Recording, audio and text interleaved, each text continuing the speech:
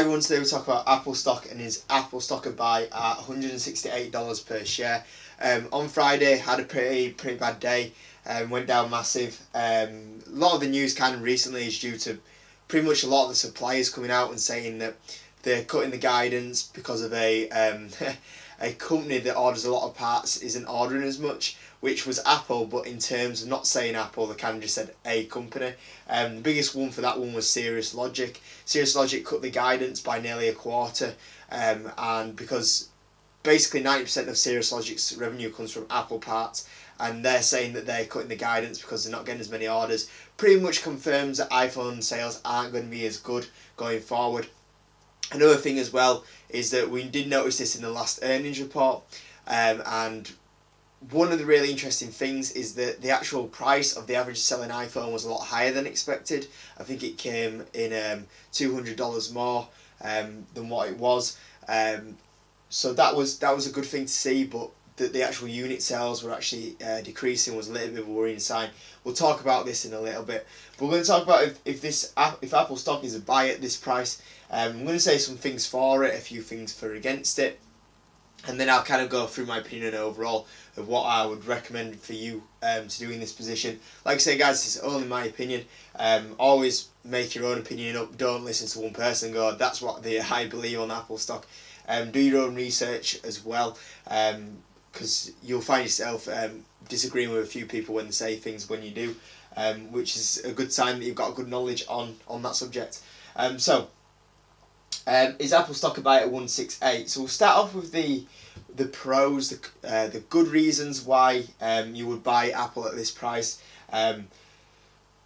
So I've missed one off here, which I'm going to add in right now, is that one of the biggest people buying stock at the moment is Warren Buffett, and when Warren Buffett goes into a stock, a lot of people tend to try and copy his portfolio or follow his portfolio quite a lot, and that's a good sign if he's kind of going in there as well.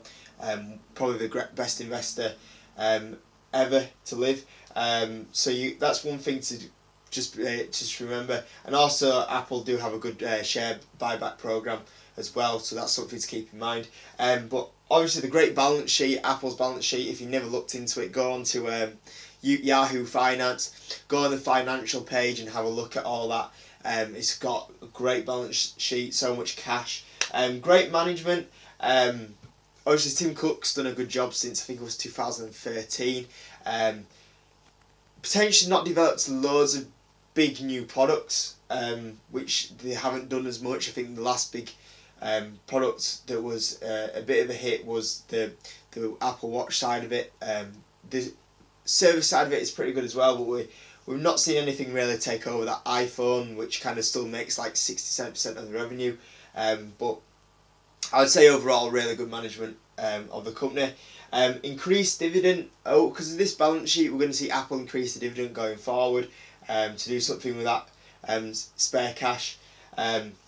Hidden iPhone numbers. I think this was a great move from Apple last quarter.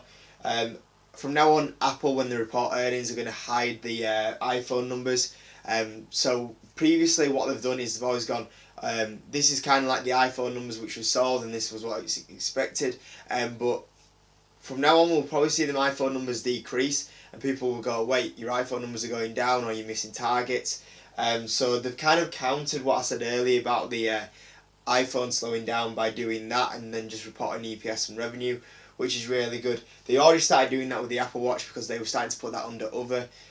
So I think that's a really good move, hiding that iPhone numbers, especially with how much it was slowing down as well. So yeah, the really good move from the company from doing it from that point of view. And one thing that you always forget about this stock is its PE. Its PE is at 14. I can't remember what its forward PE is at, but it's something quite low. But yeah, at this price, Apple's PE is 14. Now, that's really good because Apple's PE should be a little bit higher. If we're honest, you know, that PE should be in towards the 20 mark. But yeah, if you look at like Coca-Cola, it's got a higher PE than Apple. And between Apple and Coca-Cola, I know which company I'd rather own. So 14p is absolutely crazy low at the moment.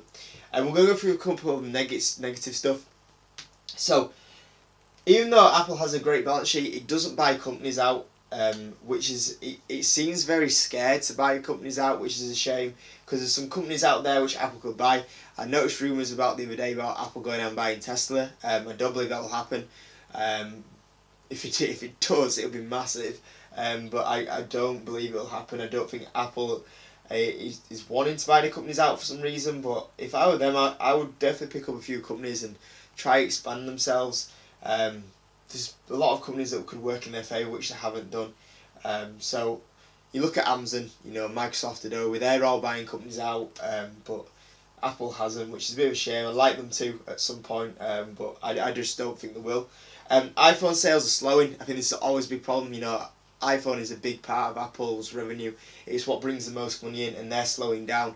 Do you want to go into a company where the main product is slowing down, how iPhone is? On the other side, you could say, but the asking price for the iPhone's getting higher, which isn't too bad. And when people do upgrade, they go for the more expensive model.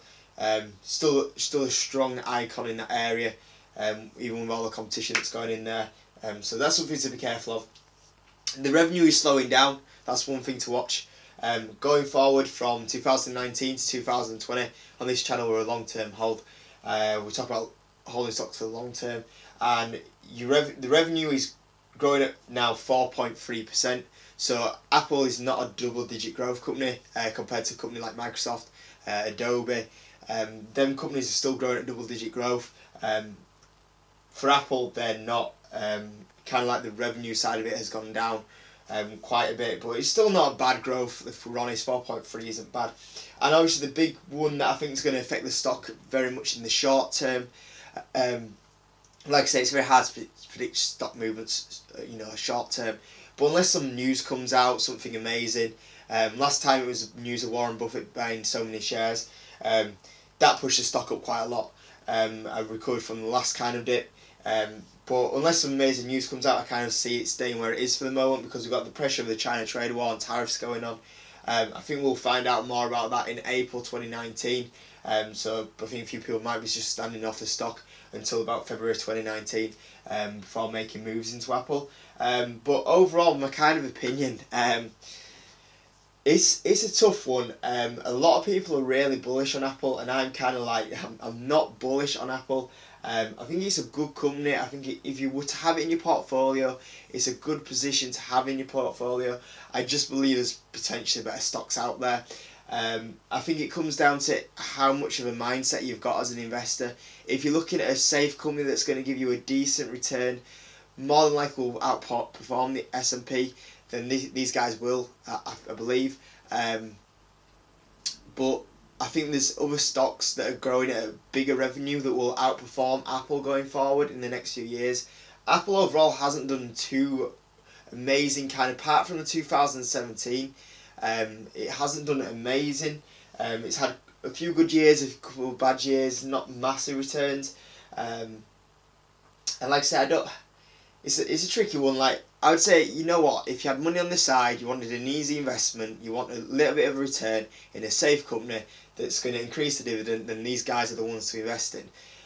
If you've got a little bit more time in your hands, you enjoy investing, you like reading a lot of stuff, you like looking into companies, you're quite actively on it, and shuffling your money around between companies every so often, then maybe you'll be looking at something else, or maybe you look at Apple right now at this price and go, you know what, I'm going to hold Apple back up to the $200 range, and then I might look at something else because it is undervalued, like say at a P of 14. This stock is definitely undervalued right now, it is oversold, but it's just going forward long term, 2-3 years down the line, how much of a return are you going to get on the stock market? I don't see this bringing back in a 20% growth over the next few years every year. I don't see it doing that. I see other companies doing it. If you gave me the choice between Apple and Microsoft, I'd go Microsoft. But like I said, when I did the video about Intel last week, if I had the choice between Intel or Apple, I would go Apple over Intel. So I believe there's a few companies that are better to invest in right now above Apple, but there's plenty of companies below Apple for the better opportunities to invest in. So yeah, that's my opinion, guys. Like I say, good company will offer you a good return. It just comes down to whether you believe there's some other companies that are a better investment out there right now. But certainly undervalued, but I just think you can maybe get a better return. But I won't blame you for buying at 168 because it is undervalued at this price. So that's my opinion overall, guys. Thanks for watching. Give the video a like, subscribe. Thanks for the support recently. It's been really good. And I'll see you on the next video.